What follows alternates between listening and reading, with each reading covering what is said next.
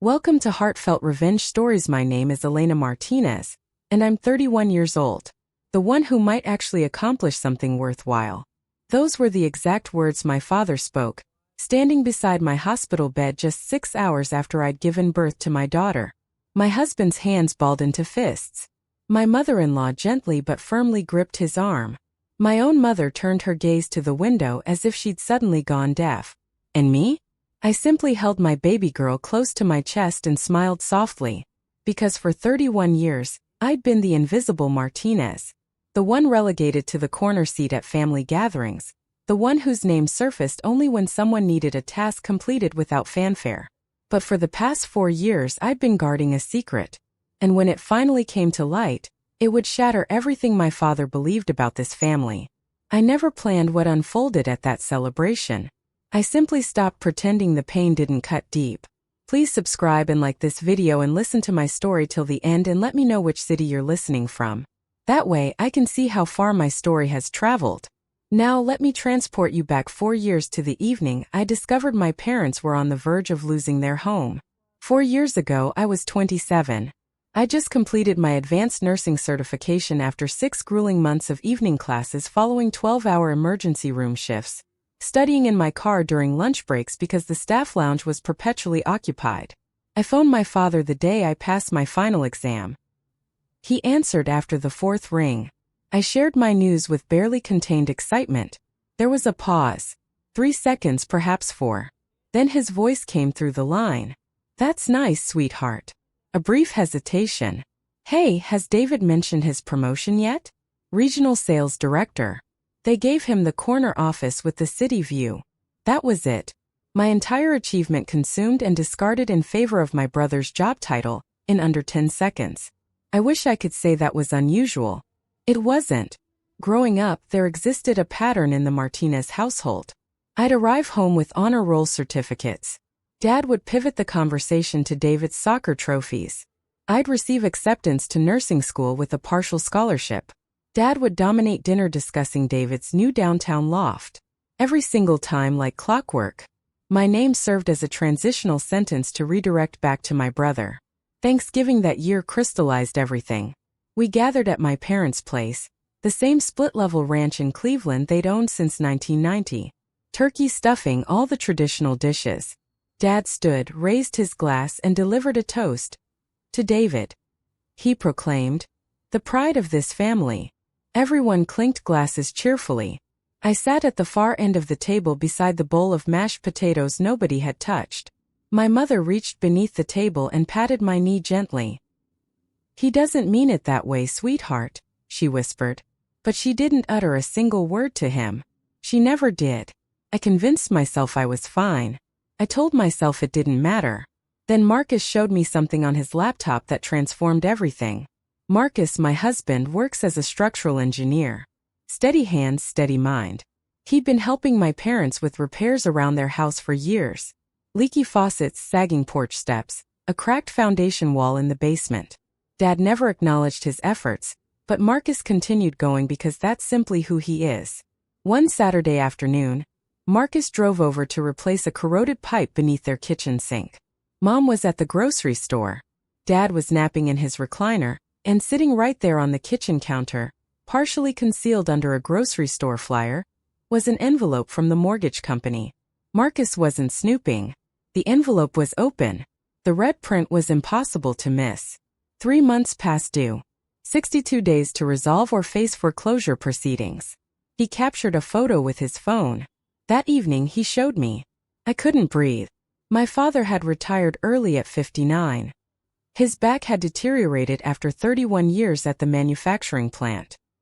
He'd told everyone he was set, comfortable, that his pension and savings covered everything. "We don't need anything," he'd declare whenever anyone inquired. "Martinez men take care of themselves." It was a lie. His pension covered perhaps 60% of their expenses. The remainder had been hemorrhaging from savings for 2 years. I called David, thinking perhaps we could divide the burden. His voice immediately tightened. "Yeah, I've been meaning to help, but finances are extremely tight right now. The divorce, you know." I knew David's ex-wife had received the condo. David had inherited the debt. The golden child was drowning too.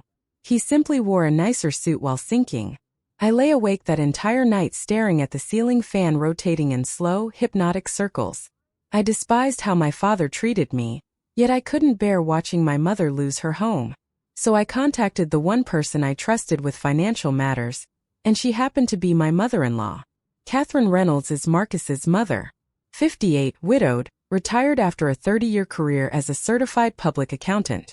She's the type of woman who wears reading glasses on a delicate chain and can calculate a tip to the penny without glancing at her phone. She raised Marcus alone after his father passed from a heart attack when Marcus was 14. She doesn't waste words. She doesn't waste money. And she absolutely doesn't tolerate cruelty. I sat at her kitchen table and told her everything. The overdue notice, the pension shortfall, David's silence, Dad's stubborn pride. Catherine removed her glasses, placed them carefully on the table, and studied me for a long moment. "If you're going to do this," she said firmly, "do it properly. Don't let them know."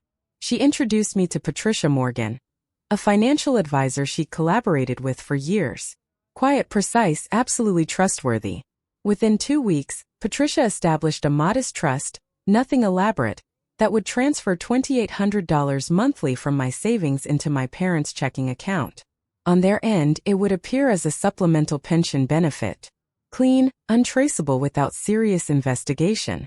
Marcus held my hand the night I signed the first authorization form. "You're certain about this?" he asked gently. "No," I admitted. "But I'd rather live with this decision than live with guilt." The first transfer processed in March. That same week, Dad called David. I heard about it later from Mom. "Looks like the pension office finally corrected my benefits," Dad had announced, proud as ever. David's response? "See, I told you things would work out." Nobody thanked me. Nobody even knew. And that became the rhythm of the next 4 years. $2,800 monthly. 48 months, keeping the lights illuminated in a house where my name was never the one they celebrated. Mint break. What would you do if your family treated you like you didn't matter? Would you walk away, or keep helping in silence? Drop your thoughts in the comments. 2 years into the transfers, they continued. Quiet, automatic, invisible. $67,000 and change. Nobody knew. Nobody questioned it. I didn't maintain a running total back then. I attempted not to dwell on it. Every month, a notification would appear on my banking app, and I'd swipe it away like a bill I'd already accepted as inevitable. Meanwhile, the Martinez family continued operating on the identical script. Christmas, 2 years into the transfers. We assembled at my parents' house. Same dining room, same mismatched chairs, same position for me at the end of the table. David sat at Dad's right hand. His new girlfriend, a paralegal named Jessica, sat at his left, appearing thrilled to be included in the family gathering. After the ham, Dad tapped his glass with a fork. He had an announcement. "I've been contemplating the future," he began. "When I get older, truly elderly, someone's going to need to manage the family finances, make the important decisions. So I'm placing David in charge." He stated it as though he were passing down a crown, a sacred duty. David nodded solemnly, as though he hadn't maxed out 3 credit cards purchasing a boat he never used. Then Dad looked directly at me. Not with cruelty exactly. Something worse. Pity. "You just focus on your little nursing job, Elena. Leave the significant decisions to the men. That's how this family operates." A few people chuckled nervously, the kind that fills uncomfortable silence when nobody knows what to say. Mom studied her napkin intently. Jessica glanced at David as if waiting for him to object. He didn't. Under the table, I was gripping my water glass so intensely my knuckles turned white. Marcus placed his hand on my thigh and pressed gently. A quiet signal. "I'm here." I thought the worst was behind me. Then I became pregnant, and everything escalated dramatically. 5 months along, I announced it in the family group chat with a photo of the ultrasound. Black and white blur, tiny fingers curled like a comma. A whole new life. Mom was ecstatic. Heart emojis, prayer hands, a voice memo of her crying happy tears that made me cry too. David texted, "Congrats, sis," and then immediately pivoted. He was seeing someone new. Wanted to borrow the family cabin for Valentine's weekend. Could Mom verify if the hot tub still worked? Dad's reply arrived 40 minutes later. 6 words and an emoji. Hope she inherits Marcus's intelligence. Laughing emoji. I stared at that message for what felt like an eternity. Read it once, twice, 3 times. Showed it to Marcus. He didn't say anything. Just set the phone face down on the counter and walked into the other room. That night, at my 20-week checkup, I sat alone in the darkened ultrasound room while the technician went to consult the doctor. The screen still glowed softly. My daughter's profile, her nose, the delicate curve of her skull. I placed my hand on my belly and whispered something I'd been thinking for weeks. I promise you'll never sit at the end of the table, sweetheart. When Marcus picked me up, he remained quiet for most of the drive home. Then at a red light 3 blocks from our house, he said it. Maybe it's time to stop the transfers. Not yet. Mom needs it. Your mom, he said, eyes fixed on the road ahead. Not him. He was right. But I wasn't ready. Not yet. 3 months later, I was in a delivery room, drenched in sweat, exhausted beyond measure, holding my daughter for the first time. And the first thing my father said when he walked through that door was not congratulations. End of part 1. Rehook. What he said in that hospital room would change everything forever. You won't believe what happened next. The hospital room felt suffocating. Too warm. The kind of warmth that makes everything feel thick and heavy. The air, the sounds, the way time seems to move differently.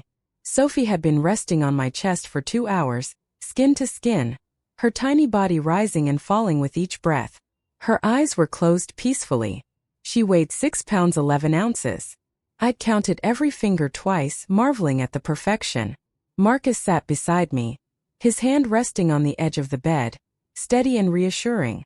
Catherine, my mother-in-law, occupied the armchair by the window, knitting something pink and soft.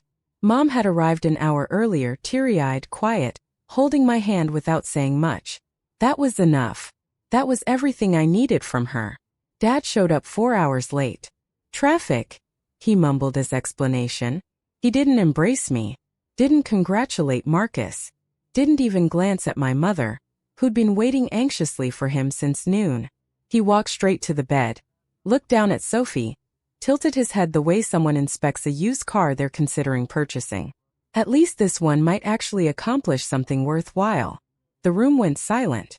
Not the comfortable kind. The kind where all the oxygen disappears and you can hear your own heartbeat thundering in your ears. Marcus stood up so quickly the chair scraped loudly against the floor. Catherine was already on her feet, one hand on Marcus's shoulder, firm and steady. Not now, she said quietly. Mom turned to the window. I watched her reflection in the glass, jaw clenched tight, eyes squeezed shut. I looked up at my father. He was smiling, that half-smile he wore when he thought he was being clever, when he believed he'd made some profound observation. I didn't cry. I didn't shout. I simply held Sophie a little tighter against my chest and said, "She already has Dad. She's here and she's perfect."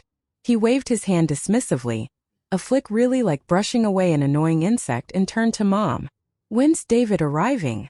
I want him to meet his niece." He stayed 20 minutes total. He never held her. Not once. The door had barely clicked shut before Marcus was in the hallway. I heard it clearly from the bed. One sharp thud, his fist connecting with drywall. Then Catherine's voice, low and controlled. "Not here. Not now." A minute later he returned, knuckles red and swelling, eyes wet with unshed tears. He knelt beside the bed and pressed his forehead against my arm, his shoulders shaking. "I'm done watching him do this to you," he whispered fiercely. I placed my hand gently on the back of his head. Sophie was still asleep against my chest, breathing in that tiny rapid rhythm newborns have. Fast, shallow, relentless, and beautiful. Catherine sat back down carefully. She took her time, folded the knitting into her lap with precise movements. Then she looked at me, not with sympathy, not with pity, but with the kind of clarity that only comes from a woman who's done her own painful calculations in life. "Sweetheart," she said quietly, "you've transferred over $100,000 to that man. And he walked into your recovery room 6 hours after you gave birth to his granddaughter." She paused, letting that sink in. "And that's what he said." I looked at the ceiling, blinked hard against the tears. "I know." The words came out broken. "I know." Silence settled over us again. Just monitors beeping steadily, the hum of fluorescent lights overhead, the sound of my daughter learning to nurse and breathe and exist in this world. Then I spoke, not loudly, not angrily, just level and clear. He's planning a celebration for the baby. A big one. Family, neighbors, everyone he knows. Marcus shook his head firmly. You don't have to attend. Oh, I'm going. He looked at me sharply. Catherine looked at me with sudden understanding. I looked at my daughter, this perfect tiny human who deserved so much better. Because if he's going to use my baby to perform his perfect family show, he should at least know who's been funding the entire stage. Have you ever reached your breaking point with family? That moment when you just couldn't take it anymore? Tell me in the comments what finally made you speak up. 2 weeks after Sophie was born, I made a phone call I'd been rehearsing in my head since that awful hospital visit. Patricia Morgan answered on the second ring, professional and efficient as always. She didn't in small talk, which is one of the reasons I'd always trusted her completely. I need a comprehensive summary, I said, my voice steadier than I felt. Every transfer, every month, every single dollar. His account number, the trust routing, all of it documented. There was a brief pause on her end. Not hesitation, calculation. You're certain about this? Once this information is out there, there's no taking it back. I'm not trying to take anything back, Patricia. I'm just done hiding who I am. The email arrived the next morning. I opened it at the kitchen table while Sophie slept peacefully in the bassinet beside me. Marcus was at work on a construction site. The house was quiet, almost eerily so. 48 line items. 48 months. $2,800 each. Documented with timestamps and verification codes. Total. $134,400. Every single entry timestamped, routed, verified with meticulous precision. The kind of paper trail that doesn't leave room for arguments or denials. I stared at it, my thumb hovering over the screen, feeling my heartbeat pulsing in my fingertips. Then I closed the phone, set it face down on the table, walked to the bassinet, and watched my daughter sleep, her tiny chest rising and falling. Not yet, I told myself. Not yet. I saved the file in 3 different locations, didn't tell anyone except Marcus, who simply nodded once with that steady look he has, and Catherine, who said, good, in that firm way of hers that means she approves completely. I still didn't plan to actually use it at the celebration. I want you to understand that clearly. I was genuinely hoping, the way you hope against every shred of evidence and past experience, that my father would walk into that party and simply be a normal grandfather for one afternoon. Just one afternoon. But then he called about the seating arrangements and everything changed. Dad called on a Tuesday evening. I was nursing Sophie in the rocking chair, one hand awkwardly holding the phone on speaker. Celebration is set for Sunday, he announced. 30 guests confirmed. I reserved extra folding chairs from the church. I'll handle the speech naturally. You just bring the baby and smile. Can I say a few words too? I asked tentatively. A beat of silence, then that tone he uses, the one that sounds patient but means the complete opposite. About what, Elena? Let me handle it. I know what people want to hear. I heard Mom's voice in the background, muffled, asking something about napkins or tablecloths. Then Dad's voice dropped the way it does when he thinks he's being quiet but absolutely isn't. And I heard it clearly, every single word. Make sure David sits next to me at the head table. Elena can sit with the younger cousins. He didn't realize I was still on the line. Or maybe he simply didn't care anymore. My daughter's celebration. My daughter's welcome party. And I was being assigned to the overflow table like a distant relative who'd shown up uninvited to a wedding. I ended the call, set the phone on the armrest, looked down at Sophie. She'd fallen asleep mid-feeding, her lips still slightly parted, milk-drunk and utterly peaceful. I sat there for a long time just rocking slowly. The house was still and quiet. The ceiling fan clicked on every third rotation. Marcus kept meaning to fix that persistent sound. Then I picked up my phone and texted Marcus 3 simple lines. We're going to that celebration. I'm bringing my phone. And ask your mom to print the backup documentation. He replied in under a minute. Just one word, but it contained everything. Done. I put the phone down and continued rocking my daughter in the darkness. Sunday was 5 days away. 5 days to prepare for everything to change. End of part 2. Rehook. Sunday arrived. And what happened at that party would expose the truth that had been hidden for 4 years. Sunday morning arrived bright and clear, 72 degrees, the kind of Ohio weather that makes everyone believe in fresh starts and new beginnings. My parents' backyard looked like something from a lifestyle magazine, or at least Dad's interpretation of one.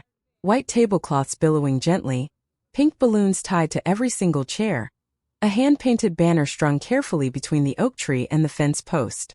"Welcome, baby Sophie." Dad had truly outdone himself. Not for Sophie, of course. For the audience. For the performance. 30 guests milled about. Aunts, uncles, cousins I hadn't seen in years, 3 neighbors including Mrs. Harrison from across the street who'd brought a casserole and her reading glasses, 2 of Dad's old friends from the manufacturing plant, David and his new girlfriend whose name I'd already forgotten. Everyone dressed in Sunday casual, holding lemonade in plastic cups, complimenting the yard, the weather, the decorations. Marcus carried Sophie in her car seat, walking steadily. I walked beside him, my heart pounding. Catherine followed one step behind, silent and observant. We came through the side gate and I saw it immediately crystal clear. The seating arrangement. 2 long tables set up. The main one positioned front and center, closest to the house. It had actual place cards with names written in Dad's careful handwriting. Dad at the head, naturally. David to his right. Mom to his left. David's girlfriend next to David. An open seat reserved for one of Dad's old plant buddies. The second table, noticeably smaller, had been pushed toward the back fence, near the recycling bins. It had no place cards whatsoever, just mismatched plastic cups and paper plates. That's where I was supposed to sit. At my own daughter's welcome party. By the recycling. Aunt Rebecca, Dad's younger sister, 61 years old with absolutely no filter, spotted me before I'd even set down the diaper bag. "Honey," she said, hugging me sideways with genuine warmth. "Why on earth are you all the way back here? This is your baby's party." I looked at the head table where Dad was carefully arranging his speech notes beside his plate. "Ask Dad," I said simply. Rebecca's eyes narrowed dangerously. She didn't ask. She didn't need to. The evidence spoke for itself. They served quiche and fruit salad, the fancy kind with strawberries and blueberries. Dad waited patiently until every single plate was full. Then he stood slowly, tapped his glass with a butter knife and smiled. The smile he saves exclusively for audiences. Speech time. 30 faces turned toward him obediently. Forks went down. Conversations ceased. Even Sophie stopped fussing in Marcus's arms, as if sensing something significant was about to happen. 30 years, Dad began, his voice carrying across the yard. "I've been waiting for this family to give me a granddaughter." He pointed directly at David. "Your turn next, son." Laughter rippled through the crowd. Easy, comfortable, rehearsed. Then he launched into a speech about the Martinez family, our legacy, our values, our traditions. His voice swelled the way it always does when he's performing, channeling his inner retired foreman giving one last inspirational shift speech. "My son David," he said, lifting his glass high. "The backbone of this family. The one I know I can always count on, no matter what." David raised his glass in return, looking appropriately humble and proud. His girlfriend squeezed his arm affectionately. Mom beamed with maternal pride. Then Dad's eyes found me at the back table, plastic cup in my hand, sitting by the recycling bins. "And Elena," he paused, chuckled lightly. "Well, we all know she's the quiet one. The one who just does her thing without making waves." Another pause. "I just hope little Sophie here inherited her drive from Marcus's side of the family." A ripple of uncomfortable laughter spread through the crowd, mostly nervous. Rebecca didn't laugh. Mrs. Harrison set down her fork with a deliberate clink. But Dad wasn't finished yet. He walked toward Marcus, who was holding Sophie protectively near the dessert table. Dad leaned in close, studying her face intensely like he was reading a report card or evaluating a business proposal. "But look at her," he said loudly. "Strong chin, bright eyes. This one's got real potential." He straightened up, grinning broadly at the crowd. "More than her mama had at that age, I can tell you that much." He laughed. Alone. Nobody joined him. The yard went completely quiet. Not the respectful kind of quiet. The kind where people suddenly become extremely interested in their fruit salad and can't meet anyone's eyes. I sat at my table, both hands flat on the surface, fingers completely still. No trembling. No tears threatening to fall. I looked straight at my father and waited, breathing slowly and deliberately. David stood up next. Of course he did. He lifted his glass, the real glass from the main table, and cleared his throat importantly. To Dad, he announced. The man who keeps this family together through everything. Everyone drank obediently. I watched the lemonade tremble slightly in my plastic cup. Then David turned to me, grinning that easy golden boy grin he's perfected over 30 years. He crossed the yard to my table and clapped me on the shoulder like I was a teammate who'd fumbled during the big game, but he wasn't going to make a big thing about it. "Hey sis, don't worry about it," he said loudly enough for others to hear. "Sophie's got the Martinez genes. She'll be absolutely fine." He squeezed my shoulder patronizingly and walked away, back to the main table, back to his position at the right hand of the father. Aunt Rebecca appeared beside me instantly. She crouched down, her voice low and concerned. "Are you okay, sweetheart?" "I'm perfect, Aunt Rebecca." My voice came out eerily calm. She looked at me carefully. I could tell she didn't believe me for a second. I could also tell she was furious. Not at me. Never at me. Marcus leaned close to my ear. Sophie cradled protectively in his other arm. "Say the word and we leave immediately. Right now." I looked at my daughter. She was awake, staring at the pink balloons with that wide, unfocused wonder that newborns have, completely unaware of what her grandfather had just said about her mother. She didn't know any of it yet. She was just watching balloons dance in the breeze, innocent and pure. I looked at Catherine across the table. She sat perfectly upright, her handbag positioned on her lap, calm and composed, watching me the way a pilot watches instruments during a storm. She gave me a single nod. Small, certain, deliberate. One nod. That was all I needed to see. I took a deep breath, stood up slowly, pushed my chair in neatly and quietly the way I do everything in life. Then I walked directly to the main table, my footsteps steady and purposeful. "Dad, can I say a few words?" He looked genuinely surprised, caught off guard. "Now? We're about to cut the cake." "It won't take long," I said evenly. He waved his hand dismissively, that familiar gesture. "Make it quick then." So I did exactly that. End of part 3. Rehook. What I said next would shatter his perfect family image in front of everyone. I stood at the head of the main table, no microphone, no prepared notes, just me, my voice, and 30 people who suddenly had no idea where to look or what was about to happen. "Thank you all for being here for Sophie," I began. My voice was steady and clear. I made absolutely certain of that. She's 3 weeks old, and she's already surrounded by more love than I ever expected or hoped for. I let that statement settle over the crowd. A few genuine smiles appeared. Mrs. Harrison pressed her hand to her chest emotionally. Dad just sat there, still wearing that frozen smile. The kind that means he's calculating his next move, preparing his response. Dad just said something about hoping Sophie inherited her drive from Marcus's side. I turned to face my father directly. He was still smiling, but I watched it crack slightly. Just a fraction. "That's fine." He's been saying versions of that my entire life.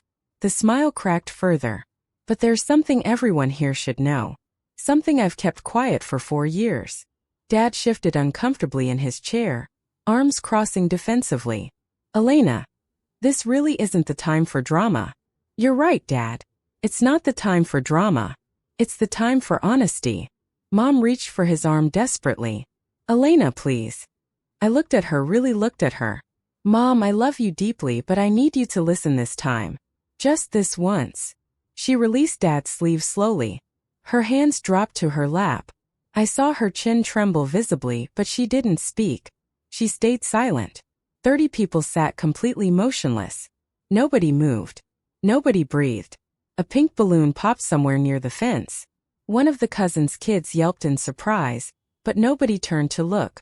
Every single pair of eyes was locked on me. I felt it then, rising inside me. That weightless electric clarity you experience when you've been holding something for so long that finally letting go feels less like a choice and more like gravity, like physics, like something that simply has to happen. "For years ago," I said clearly, I discovered this house was 3 months away from foreclosure. The word landed like a stone dropped into perfectly still water. I watched the ripples spread across the yard in real time. Aunt Rebecca's mouth fell open. Mrs. Harrison gripped her armrest tightly. David's girlfriend looked at David like she was seeing him clearly for the very first time. Dad's pension wasn't covering expenses. Savings were completely gone. The mortgage company had already sent the final notice with a deadline. Dad's jaw tightened visibly. That's private family business, Elena. I'm not finished speaking yet. He stopped mid-breath. I don't think anyone had ever said those words to him before in his entire life. David couldn't help. I glanced at my brother briefly. No offense, David. David stared at his plate intensely, his ears turning bright red. His girlfriend slowly pulled her hand away from his arm. So I set up an anonymous monthly transfer through a financial advisor. $2,800. Every single month. For 48 consecutive months.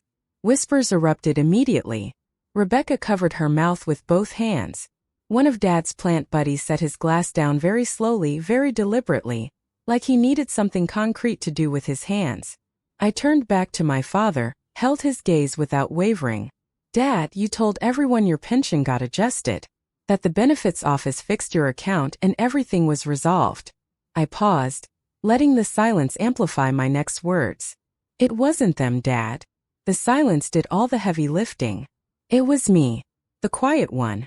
The one who'd never amount to anything significant. Dad opened his mouth, closed it, opened it again like a fish gasping. That's absolutely ridiculous. I never asked you to check your bank account, Dad. I didn't shout. Didn't lean forward aggressively. Said it exactly the same way I'd say pass the salt. But I can prove every word. I turned to Catherine. She reached calmly into her handbag, pulled out a printed sheet with 48 lines of documentation, dated and verified, and set it deliberately on the table directly in front of him. His phone buzzed loudly in his pocket. He pulled it out with shaking hands. His face went completely white, drained of all color. A notification from Patricia Morgan flashed across his screen. Per Ms. Martinez's request, the supplemental trust transfer has been permanently discontinued effective today. Donald Martinez stood at the head of his own table, phone trembling in one hand, printed bank statement in the other, surrounded by 30 witnesses. And for the first time in my entire life, my father had absolutely nothing to say. Mint break. Can you imagine the shock everyone felt in that moment? Have you ever exposed a family secret? Drop your story below. His face didn't crumble all at once. It happened in stages like a building collapsing floor by floor. Confusion first, then recognition, then something I'd never witnessed on my father's face before. Genuine shame. David broke the silence first. He pushed violently back from the table, his chair scraping harshly against the patio. Wait, what? You've been... How is that even possible? He looked at me, then at Dad, then back at me, his expression cycling through disbelief and comprehension. For years, I said simply. I didn't elaborate. I didn't need to. The paper documented everything. Aunt Rebecca stood up. She's 5'3", but in that moment she filled the entire backyard with her presence. Donald, is this actually true? Your daughter's been paying your mortgage this whole time while you... Dad's voice came out thin and strained. This is none of your business, Rebecca. You just spent 10 minutes telling everyone she'd never amount to anything, Donald. Rebecca pointed at the bank statement with a shaking finger. I'd say it's absolutely my business now. Murmurs spread rapidly through both tables like wildfire. Mrs. Harrison shook her head slowly. The way you do when you're profoundly disappointed in someone you've known for 30 years. One of Dad's plant buddies picked up his jacket from the back of his chair and quietly put it on, preparing to leave this disaster. Mom started to cry. Not dramatically or loudly, just tears falling silently one after another onto her untouched quiche. She wasn't crying because she was embarrassed in front of neighbors. She was crying because she knew she'd always known deep down that I was the one who showed up when it mattered. She just never had the courage to say it out loud. Dad looked up slowly from his phone. His eyes found mine across the table. You did this deliberately to humiliate me. No, Dad. My voice didn't waver even slightly. I did the transfers because I love Mom. I stopped them because I finally learned to love myself. I didn't leave immediately. Not yet. I stood right where I was, 3 feet from my father, 30 witnesses watching, a warm breeze pushing the pink balloons sideways. Dad, I'm not doing this to punish you or get revenge. He was still gripping the printout. His thumb had smudged the ink on line 37. I'm doing this because Sophie is 3 weeks old, and I absolutely refuse to let her grow up watching her mother be treated like she doesn't matter, like she's invisible. Rebecca sat back down slowly. She folded her arms and nodded firmly. One decisive dip of her chin, like a judge who'd heard sufficient evidence. If you want any kind of relationship with your granddaughter, I continued steadily, it starts with respecting her mother. Not because I paid your bills. Not because I proved something today with documentation. Because I'm your daughter, Dad. That should have been enough from the beginning. Dad's mouth opened, then closed, then opened again. Nothing came out. Not a sound. I'd seen him speechless maybe twice in my entire life. Both times, someone else had been in complete control of the conversation. This time, finally, it was me. I'm not asking for an apology today, I said clearly. I'm simply telling you the rules have changed permanently. I turned to Mom. She was wiping her eyes with a paper napkin, mascara smudged, hands trembling. Mom, I love you. The door is always open for you. I paused deliberately. But I'm done sitting at the kids' table in my own life. She nodded. Not the dismissive kind she'd given at Thanksgiving years ago. A real nod. The kind that costs something, that requires courage. David sat completely frozen. His girlfriend had moved her chair 6 inches away from him without anyone noticing the subtle distance. I looked around at the yard one final time. The banner, the balloons, the folding chairs borrowed from the church. A party my father had orchestrated to showcase himself, held in a house my father would have lost without me paying for it month after month after month. Time to go, I said quietly to Marcus. End of part for Rehook. Walking away was just the beginning. What happened next changed our family forever. I walked back to the overflow table, picked up the diaper bag with steady hands, verified Sophie's bottle was properly capped, folded the blanket Marcus had draped over the car seat. Small, ordinary motions. The kind of things a mother does 100 times every single day without thinking, without needing applause. Marcus was already standing, Sophie cradled safely in his arms. He hadn't said a single word throughout the entire confrontation. He didn't need to. He'd been waiting for this moment even longer than I had, watching me hurt for years. Catherine rose gracefully from her chair, gathered her handbag with its printed documentation still inside, and walked over to me. She wrapped both arms around my shoulders and pulled me close, holding me tightly. Her perfume, always lavender, always the same, mixed with the sweet scent of backyard honeysuckle. Your father-in-law would have been so incredibly proud of you, she whispered against my hair. I bit my lip hard, nodded into her shoulder, feeling the weight of those words. Catherine's husband, Thomas, had died when Marcus was 14. I never had the chance to meet him, but in that moment, standing in my parents' backyard, I felt his presence somehow. We moved toward the side gate in silence. Nobody stopped us. Nobody tried. 30 people parted like water around a stone, and we walked straight through the middle. I passed within 2 feet of my father. He was still standing at the head of the table, bank statement gripped in one hand, phone dark and silent in the other, staring at the numbers that told the truth he'd denied. I stopped walking, turned to face him one final time. Dad. He looked up slowly. His eyes were red-rimmed, raw. Not crying exactly, but exhaustion red. The kind you accumulate from 3 weeks of not sleeping and not admitting why. I didn't do all of this for a thank you, I said quietly but firmly. I held his gaze without flinching. But a thank you would have been nice. I turned and kept walking, didn't look back. Marcus opened the gate. Catherine followed close behind. Sophie made a small sound, not a cry, just a tiny murmur. I adjusted her sun hat gently against the bright afternoon light. The car was parked on the street where we'd left it. Marcus buckled Sophie carefully into her car seat, checking the straps twice. I climbed into the passenger seat, closed the door, and then I cried for the first time since this all began. Not because it hurt anymore, because it was finally over.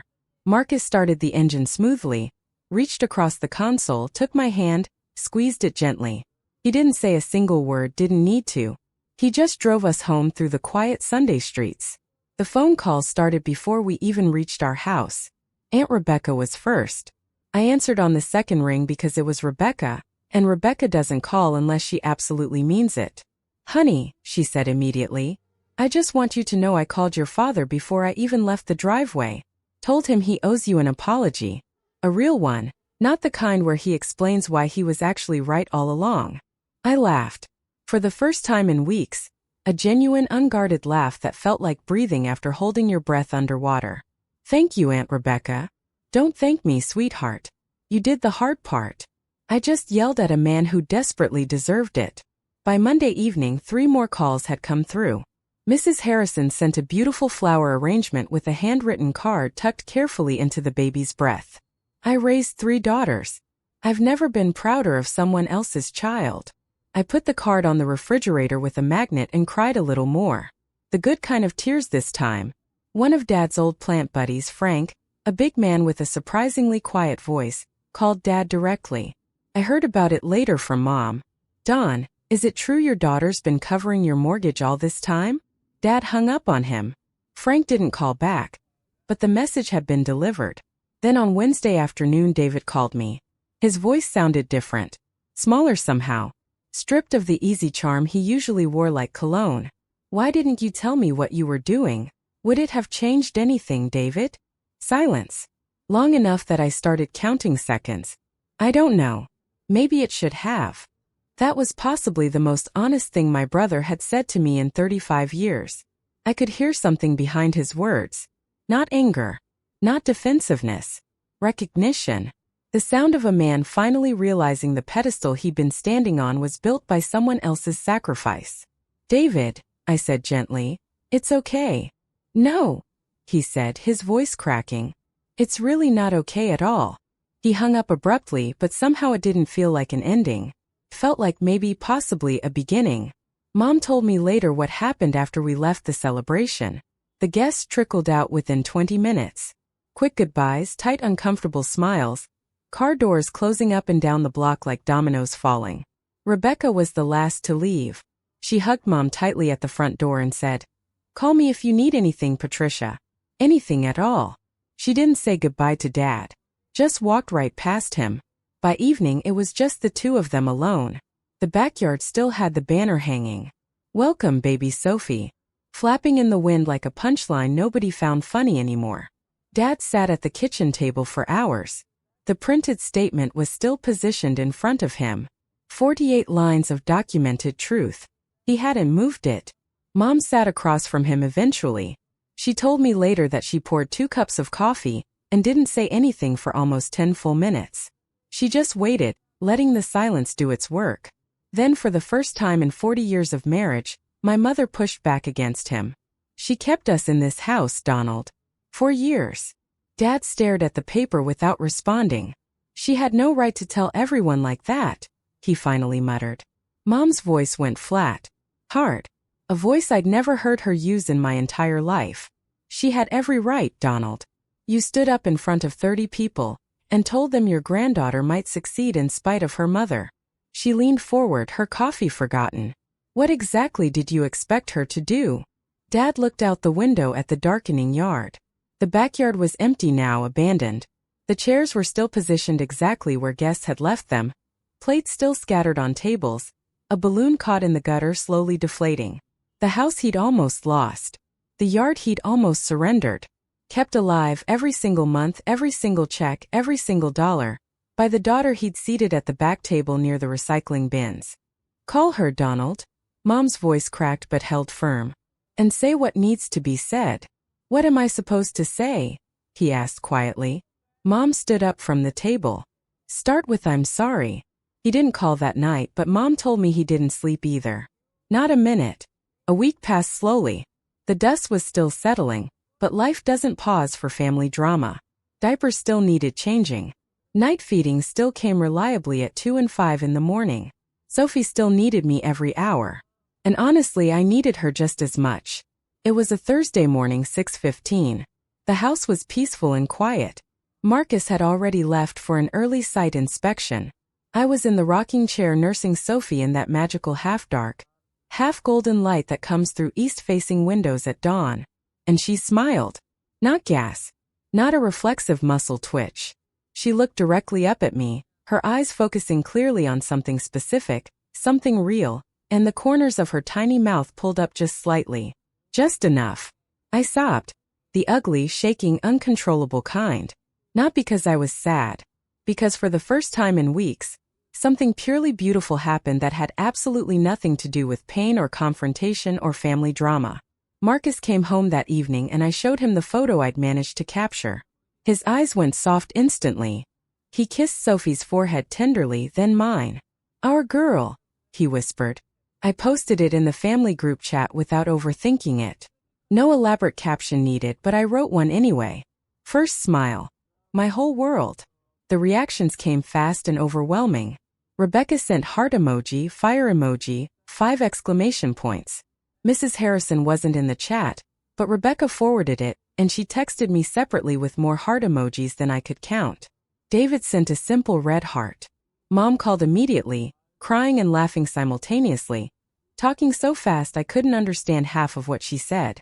Dad didn't react to the photo, didn't call, but Mom told me later, "Your father sat on the porch and stared at that photo on his phone for 10 full minutes. Didn't say a single word. Just looked." I didn't know what to do with that information, so I told Marcus what I'd been thinking for days, maybe weeks. I don't need him to completely change who he is.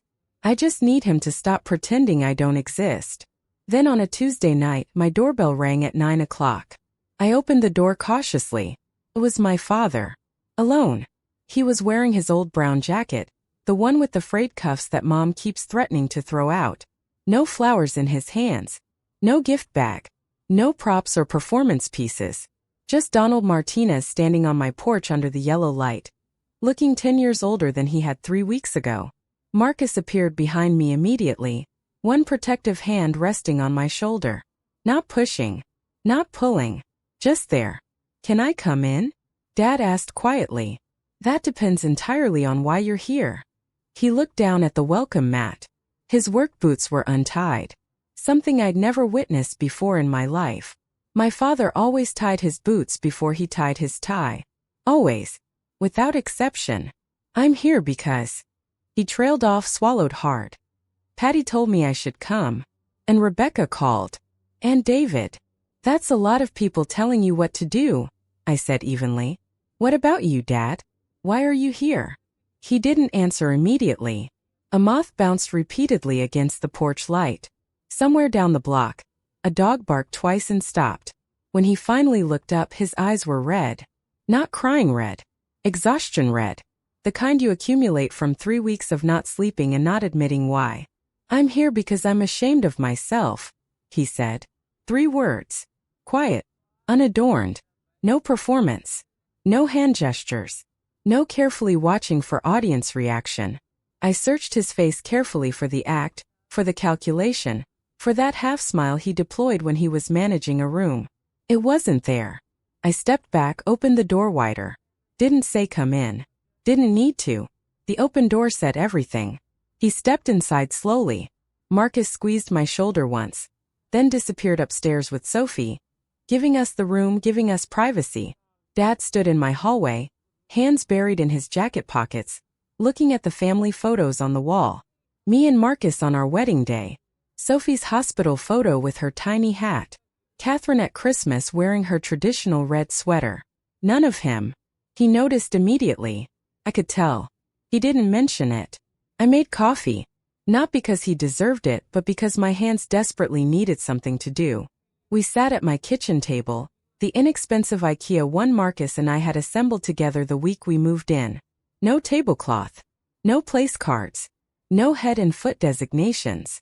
Just 2 chairs, 2 mugs, and 31 years of things left unsaid between us.